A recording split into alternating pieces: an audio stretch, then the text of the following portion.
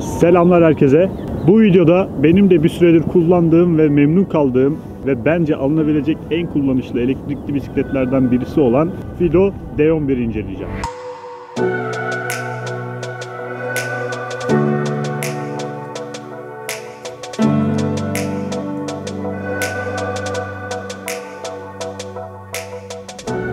Yaptığım İskoçya videolarından sonra Fido bana bir e-mail gönderdi ve bu bisikleti hediye etmek istediklerini söylediler. Ve benim de bununla ilgili bir tane inceleme videosu yapmamı istediler. Yani şu an izlediğiniz bu videoyu.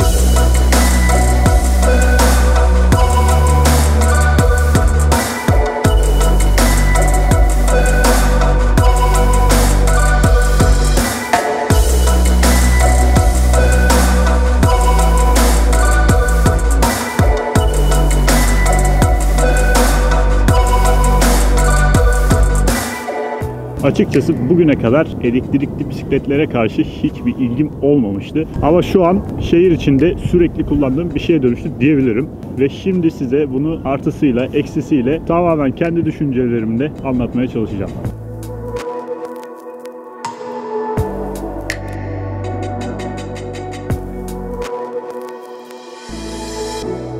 Eğer bir bisikletim olsun, spor yapayım ama aynı zamanda okula, işe ve bunun gibi yerlere giderken yorulmadan, terlemeden gideyim istiyorsanız elektrikli bisiklet bence çok mantıklı bir tercih. Normalde elektrikli bisikletler siz pedal çevirirken motor gücüyle size destek vererek, sizin daha az efor sarf ederek daha rahat bir şekilde bisiklet sürmenizi sağlar. Bu bisikletin diğer elektrikli bisikletlerden farkı ve benim en sevdiğim özelliklerinden birisi sadece motor gücüyle de bunu kullanabiliyor oluşunuz. Yani hem bir bisiklete hem de bir motosiklete sahip gibisiniz.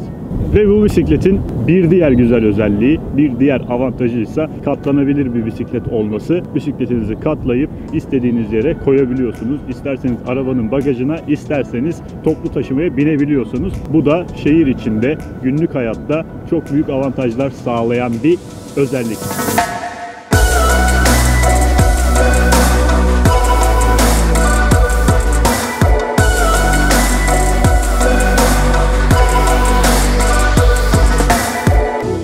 Normalde elektrikli bisikletler gövdesinde bir batarya taşıdığı için genelde kaba yapılı ve ağır bisikletler oluyor. Bu bisikletin normal katlanır bisikletlerden görüntü olarak neredeyse hiçbir farkı yok. Bunun sebebi de çok güzel bir şekilde tasarlamış oldukları bataryası. Sele borusu aynı zamanda bisikletin bataryası. Bu sayede de bu bisiklet diğer elektrikli bisikletler gibi kaba bir yapıya sahip değil. Tam tersi çok güzel tasarlanmış, ince bir kadroya sahip ve görüntü olarak göze çok hoş gelen bir bisiklet.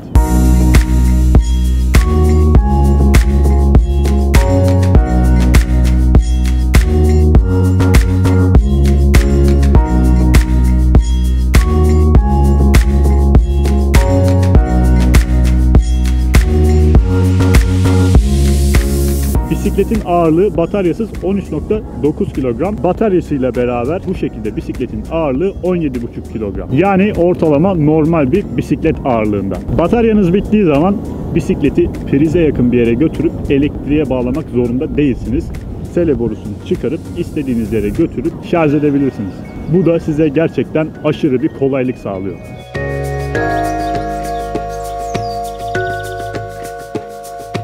Bisikletin bataryasının tam olarak dolması ortalama 7 saat sürüyor ve dolu bir batarya pedal desteğini kullandığınızda sizi 100 kilometreye kadar götürebiliyor. Pedal desteğini kullanmadan sadece motor gücünü kullanarak da 40-50 kilometreye kadar gidebiliyorsunuz.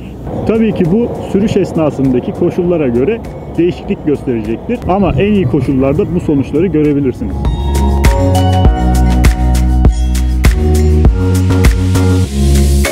Bisikletin arkasında 250 watt gücünde bir tane motoru var ve bu motor sizin 25 km hıza kadar çıkabilmenizi sağlıyor.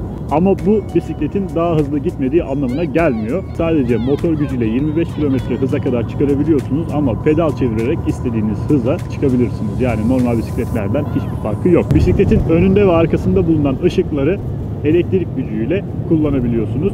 Bu da çok güzel bir kolaylık sağlıyor. Bisiklete ayrıca ışıklar takmanıza gerek kalmıyor. Aynı zamanda bisikletin üzerinde kendisine ait bir tane kornası var. Gene bunu da elektrik açık olduğu zaman kullanabiliyorsunuz. Gayet yeterli.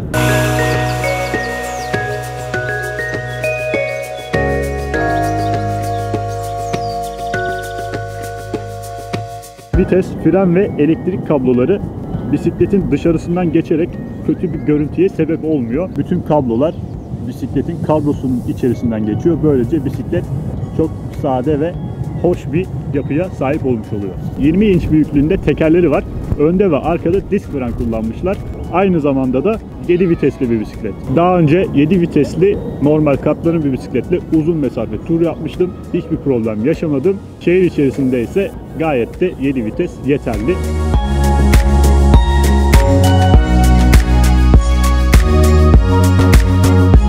Bisikletin şu ana kadar olumlu ve güzel taraflarından bahsettim. Şimdi de biraz bisikletin olumsuz taraflarından bahsedeceğim. Hiçbir şey mükemmel değil sonuçta. Bence ve en önemli olumsuz yönlerinden birisi az önce anlattığım olumlu bir tarafı olan bisikletin bataryası. Çok güzel düşünülmüş bir bataryası var. Bu gerçekten benim çok hoşuma gitti. Ama bu şekilde güzel düşünülmüş, bu şekilde güzel tasarlanmış bir bisikletin bataryasının bu şekilde çıkıyor olması.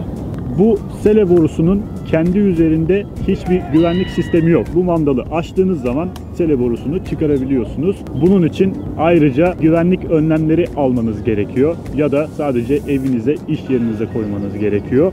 Sele borusunun mandal kısmına basit bir kilit yaparak bunun güvenlik önlemi alınabilirdi. Bu bisiklet için önemli bir dezavantaj diyebilirim. Bir şekilde bunu kendi imkanlarımızla belki kilitleyebiliriz ama bisikletin kendi üzerinde bu tarz bir güvenlik önleminin olması gerekiyordu bence.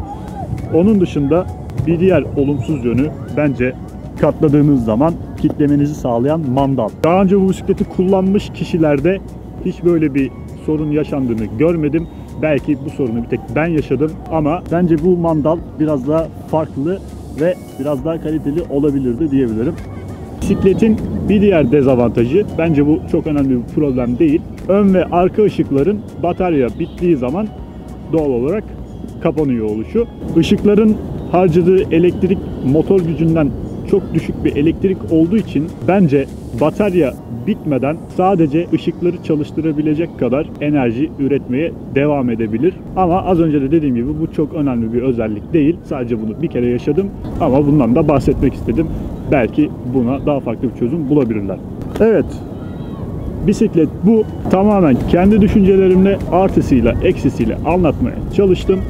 Ve benim araştırdığım kadarıyla, gördüğüm kadarıyla birçok elektrikli bisikletlerden çok daha kullanışlı, çok daha konforlu ve çok daha mantıklı bir seçenek. Daha fazla bilgiye sahip olmak istiyorsanız videonun açıklama kısmında bıraktığım linkten detaylı bir şekilde inceleyebilirsiniz.